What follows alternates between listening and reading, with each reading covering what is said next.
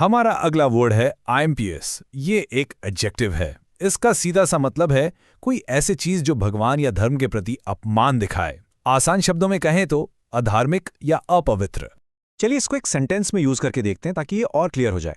His impious remarks about the sacred temple shocked the elders। इसका मतलब क्या हुआ?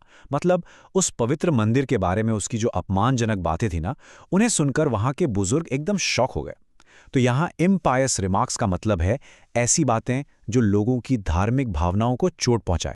अच्छा, एक और एग्जाम्पल देखते हैं। The dictator's impious act was to burn all the religious books। यानी उस डिक्टेटर का सबसे अधार्मिक काम, सबसे impious act ये था कि उसने सारी धार्मिक किताबें जला दी। अब ये तो एक impious act का बिल्कुल साफ साफ उदाहरण है, राइट?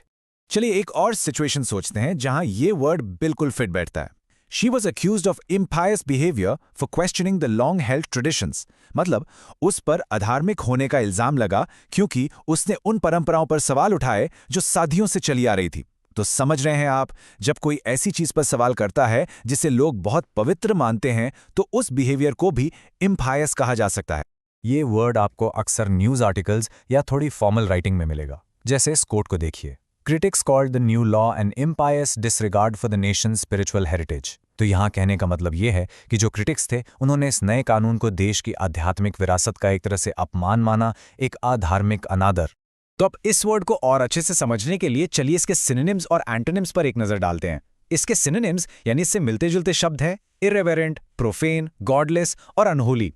इन सबका मतलब लगभग वही है, अधार्मिक या अपमानजनक। और अब इसके एंटोनिम्स यानी इसके ऑपोजिट वर्ड्स वो हैं पायस, डेवाउट, रिलीजियस और रेवरेंट, जिनका मतलब है बिल्कुल उल्टा, धार्मिक या श्रद्धालु।